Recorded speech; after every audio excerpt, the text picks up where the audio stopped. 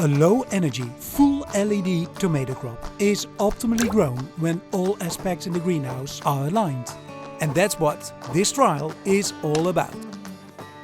Let's talk with Kees van Vliet, how wireless value contributes. So when we have to deal with low energy input, gathering diverse data become more and more important, more detailed data, more data in depth, so to say, and to monitor this and to translate this to information, because really other things are going on in the greenhouse than we normally have seen in normal circumstances. Yeah. So shall we go in? Sure. Let's have a look. Yeah.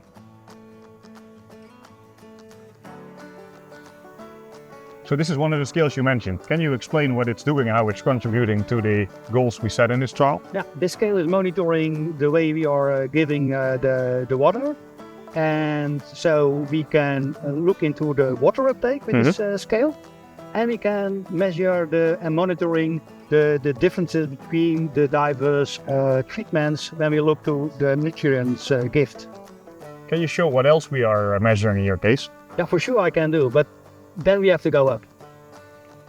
So here you see this sensor connecting to the other one with a lot of stems on it.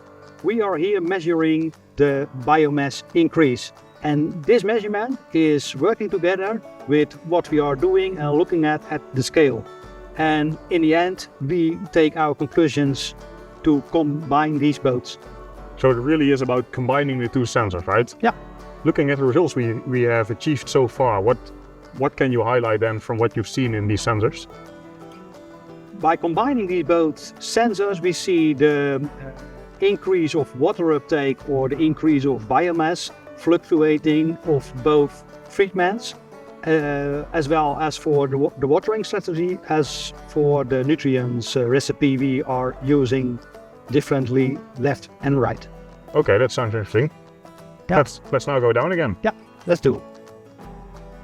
Kees, what tips can you give to growers who are interested in this trial and want to apply these techniques in their own companies?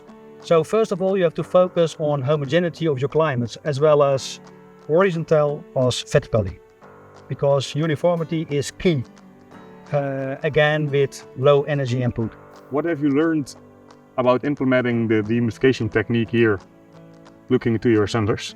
This technique you can perfectly use in a greenhouse, and it will not influence in a negative way the water uptake of the transpiration or the biomass increase in this trial so far, and we don't expect it will happen. What about the future? How do you think full LED tomato cultivation will evolve in the upcoming years? So there will be a shift to LED for sure.